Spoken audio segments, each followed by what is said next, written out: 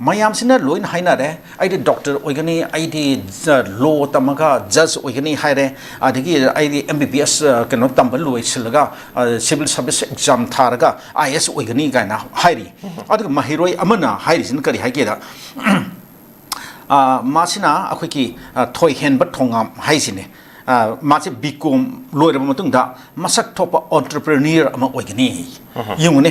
सिसु याम फजरु वाफमने मे entrepreneur ओइबा हाइबसे मसिसु मागी पुनसिगी पांदम अमनेबो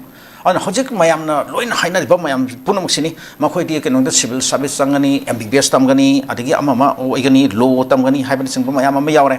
अदगी assume मयाम सिगे मरक्सिदिसिदा महाकन करी हाइगिएदा मागी बिकॉम तमलब मतुंगदा मसक थोप एंटरप्रेन्योर अमा ओइबा पामी है थोहेन बाहाइसे अदु यंगने सिसु याम फजर पोट अमनेबो हजिक मा अखोइगी एंटरप्रेन्योरशिप हाइसे मसी अखोइगी मणिपुर से याम थेना मथोक ताबा अदुम पोटसक अमा अदुम फिल अमा ओइरिबनेबो राकेश्वर अदुना हजिक अखोइगी मणिपुर मसक नायरबा अखोइना खंगनारबा अखोइगी एंटरप्रेन्योर यामना सक्सेसफुल ओइबा अदुमबा मियोय खरे लैको से खुदम ओइना ममिंग Ming ओइना पंजरबदा अखोइगी doctor Thangjam धबली अखोइगी सिगी Babina hospitality अमसुंग मागी केनोकी hospitals हाइतारे hospitality and hospitals company group of companies ki akhoi managing director chairman obiriba Dr. Thangzam Dhabli leire adagi amok akhoi Caesar hospitals and kari research institute adugi su managing director amasung CEO chairman oriba akhoi Dr. Khundong Palin leire adagi atopa ade UNACO ki akhoi Ningom Irabanta leire chairman amasung managing director adagi asumna ate ate par keno mayam su hoji company kharasu leidi haitare ado makhoi su yamna kanna khona riba adumba company sin hariba company kharasidi akhoi keno sida yam thina masuk nairaba maming leiraba adumba amani haitare subnagi manipur khakta natna agai india makta India market yamna highly reputed aduma company singni adugi smata India khata sunate internationally makhoi keno se reputation se ayorabane ba aduna mana je Dubai dagi kapir pokhalpa mayam am leigre adigi simba akhoi masak thokpa mayam ama akhoi yam leire haitare Asia gi oina su masak thokpa adumba akhoi company entrepreneurs singi list yauriba adumba miyoi singne ba aduna asumba makhoi su yamna toina magnatra ko akhoi mar makta sometimes now and then the haitare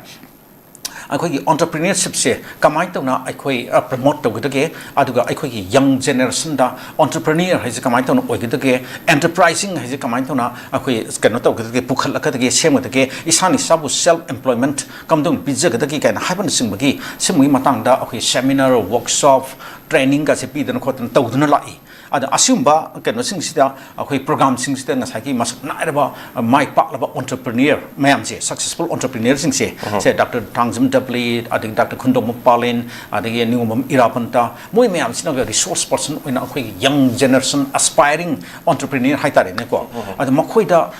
inspired tongna ba motivate tongna ba adumaki keno mayam se makhoi na thengna pa makhoi gi experience ade makhoi na khangba world gi adumba phawa entrepreneur mayam gi wari ga se lead na khotna tawna yamna kan honayebo adna sigi entrepreneurship amasung enterprising simagi keno pot se akhoi manipur se hoji sma se yam tena mathok ta pot sak amok adibani rakeswa marmdi akhoi government ke job haidna akhoi naha mayam sina na akhoi gi laik lai su hairaba magi haing mokhin tam gdaba laik singdo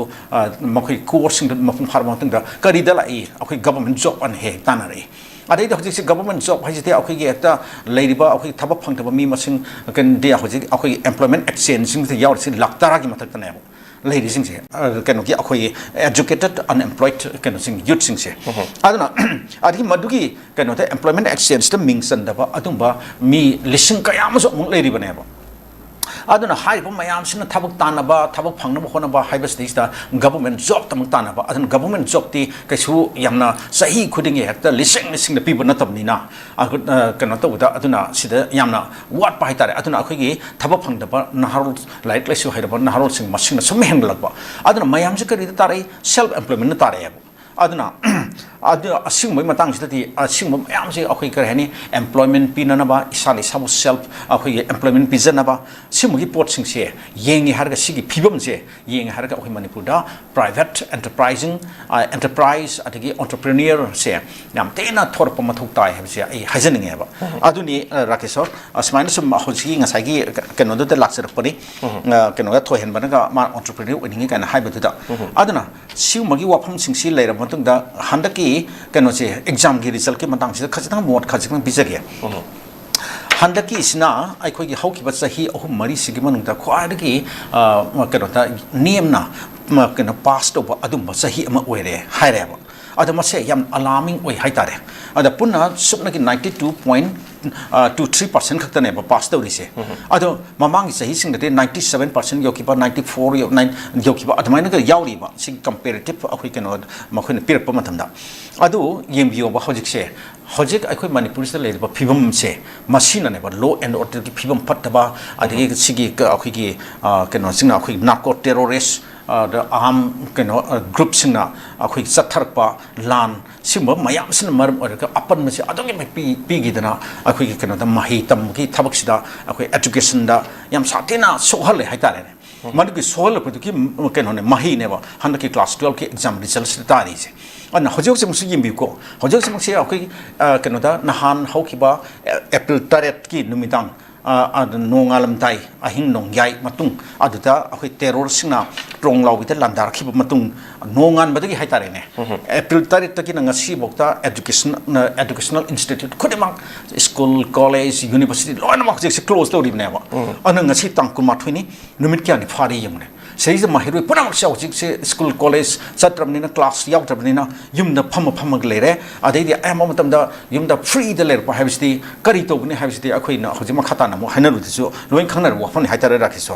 अदुना येंबियोबा C दैसदा पीरिबा disturbance ma'am Asim disturbance मयाम सिना मरम ओइरे हारगा हंदकी class 12 की exam रिजल्ट्सदा reflect तौरपनेना आई अदमाय हाइजनिंगेबा अदुना असिमगी podcast से मतुंगदि अखोइ लहंदनबा थोहंदनबा मरि लेनबा authority लेंगाक अखोइ पुनमक से मयाम सिना अखोइ पुन्ना होनमिनबा अमदि मथौ ताब्राइना आई हाइजनिंगे राकेशो तागचै ओजा यामना Marik Chumba वफमनि कोइगी महिरोइ class 12 की exam ngarang si haidokro matungda tongan position holder singi motar matungda sarangtem ayingbi gi akogi hayeng ai na pamiu pandam je just oini haibagi pandam thong ko si hogi bru ta famdri la kadori ba mai ro sing de su yam ma tau tamjani ngai oi bani haiba tare oja yam mrik chum ba fam ni kning ya yawlo ba fam oja duga hujik si mathangi helan salak chani oja masi